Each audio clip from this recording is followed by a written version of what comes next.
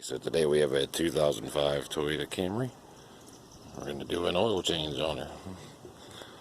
So last time I just did the oil, I had an issue with them giving me the wrong filter. So this time hopefully they gave us the correct one. As I checked the numbers on the last one I saw at Walmart, it's useless for that. Never buy your filters from there. Their electronic thing is terrible for matching up filters.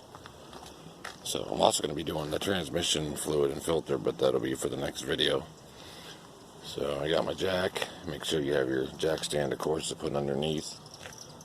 And for this job, you really don't have to take the passenger side tire off, but I am actually going to remove that because there's a flap to get better access to the oil filter. So just to get a wrench on it, because it's right underneath there on the bottom. So,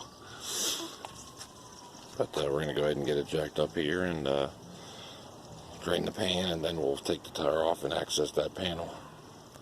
And then we can get the filter off, because it surely is way past its time. Okay, so now we're up underneath the car now, and you can clearly see the oil pan drain bolt there. And of course there's a filter up above us, so really you could get it from here if it'll turn, which I might try to do if I don't think it's going to come loose, but because it's hard to get one of those break the round tools in there. I do have a large wrench I might be able to, or the grip type pliers to get it off, but there's a flap here. You can see that access panel allows you to get access to that, so I may just do that. And of course, if I can focus it here, there's your transmission pan with your drain bolt. And you can see you have access to most of the pan bolts except by the frame here, but I do have some swivel socket wrenches I got, or some regular wrenches, but with the, the ratcheting type. I think I can tuck over the frame rail to get those type on there. Or of course you could remove the few bolts and push it up a little bit to get access to it that way as well, but figure right, take those off if we can avoid it.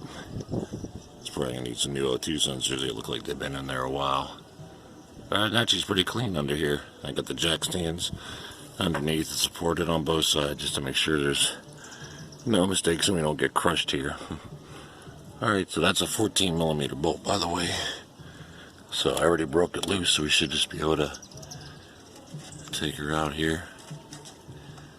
I got a new drain pan here, so see how well this thing works. Oh, there we go.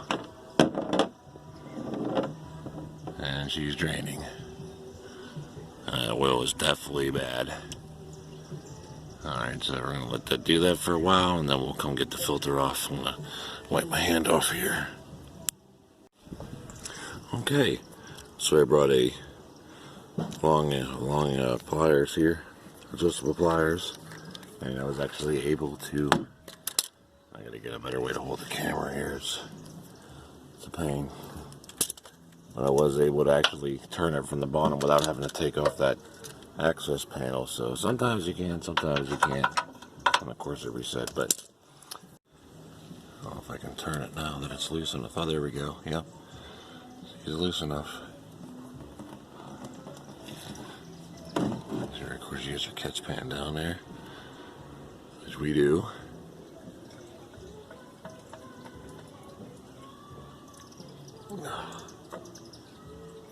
This hand is not very stable yet from the chemo, but let's see if I can grab it here. There we go.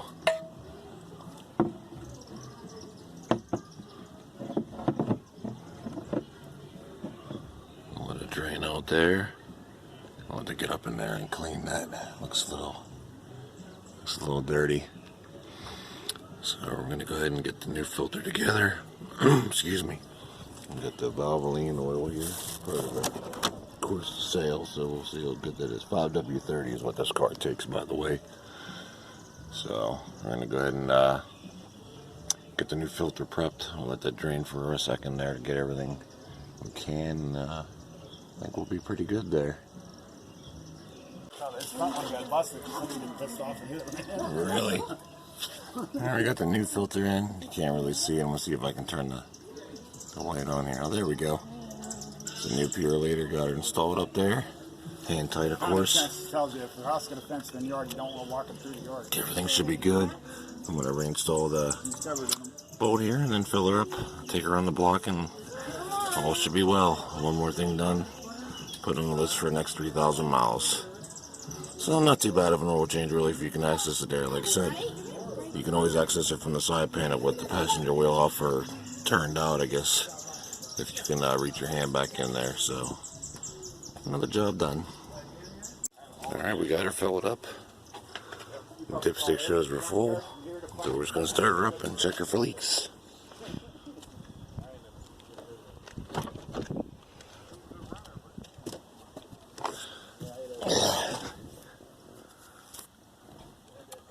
So trip B is our gas tank. I'm going to reset trip A as being for the oil. So we started at 0 again. So first start with the new oil.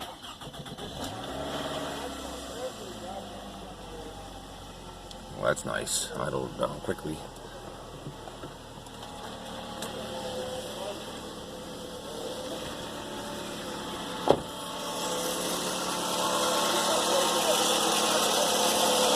That's that PCB valve rattle this year there. Right there. I don't a lot better though with that new oil. There we go. Now she quiet down. That's better.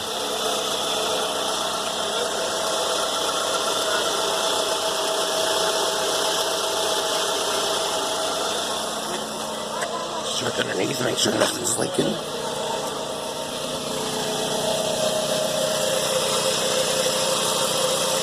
Oh, nothing weird under there. Might go ahead and let her warm up. Take her around the block, make sure everything's circulating nice. I think that's a job well done there though, guys.